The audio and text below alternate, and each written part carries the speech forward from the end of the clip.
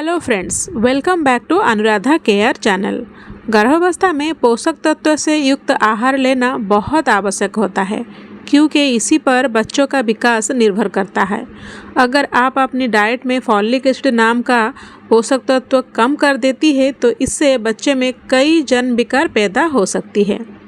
Pregnant महिलाओं के लिए फॉलिक एसिड बहुत ज़रूरी होता है और ख़ास बात यह है कि इसे कंसीव करने से पहले ही लेना शुरू कर देना चाहिए क्योंकि ये शिशु के उचित विकास के लिए बहुत ज़रूरी होता है।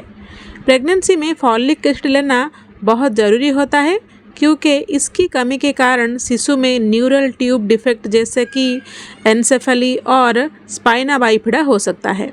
यदि गर्भावस्था के दौरान महिला सफिशिएंट अमाउंट में फॉलिक एसिड लेती है तो शिशु में इस तरह की समस्या के खतरे को काफ़ी हद तक कम किया जा सकता है।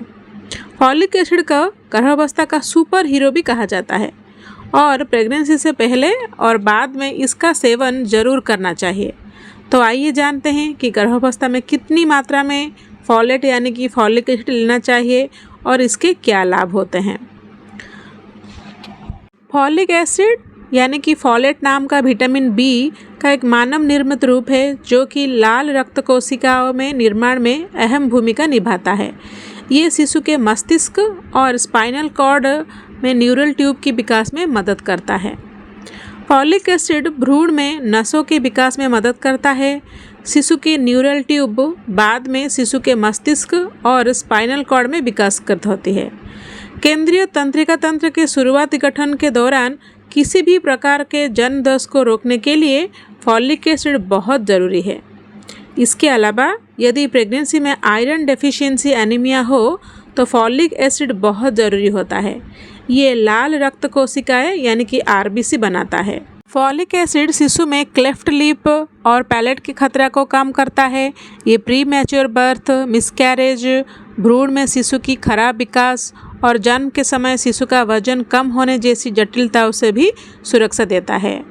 यदि प्रेग्नेंट महिला रोज़ फॉलिक एसिड ले तो इससे उनके preeclampsia, heart stroke, heart disease, cancer और अल्जाइमर्स रोग से बचाव होता है।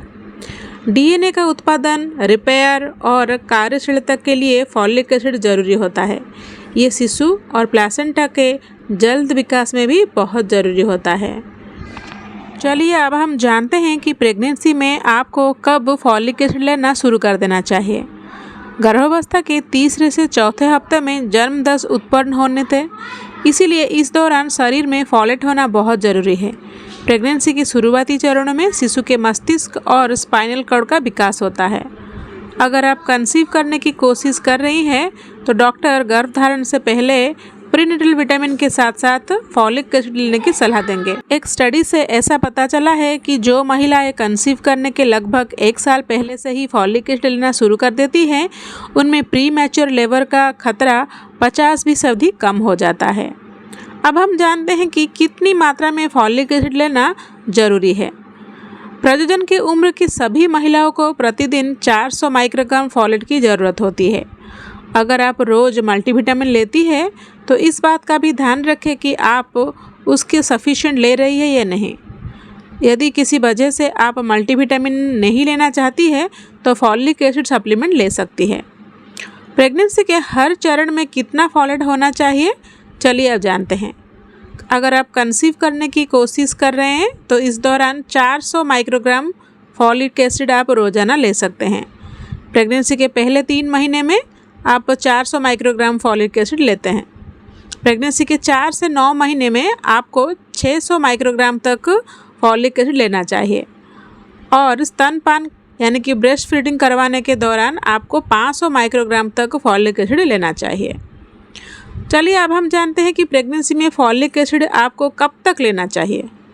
प्रेगनेंसी से 3 महीने पहले फॉलिक एसिड लेना शुरू कर सकती है और गर्भावस्था के पूरा 9 महीने तक आप ले सकते हैं।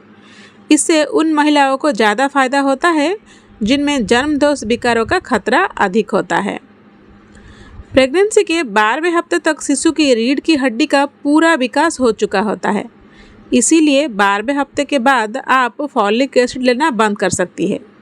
हालांकि 12वें हफ्ते के बाद भी फॉलिक एसिड आप ले सकती है। क्योंकि इससे शिशु या माँ को कोई नुकसान नहीं होता है। अगर आप गर्भधारण करने की सोच रही है या फिर गर्भावस्था है तो डॉक्टर की सलाह पर जल्द ही फॉलिक एसिड लेना शुरू कर दें। ये आपका शिशु के स्वास्थ्य और विकास के लिए बहुत ज़रूरी है। अगर ये वीडियो आपको अच्छा लगा तो लाइक ज़रूर कीजिएगा।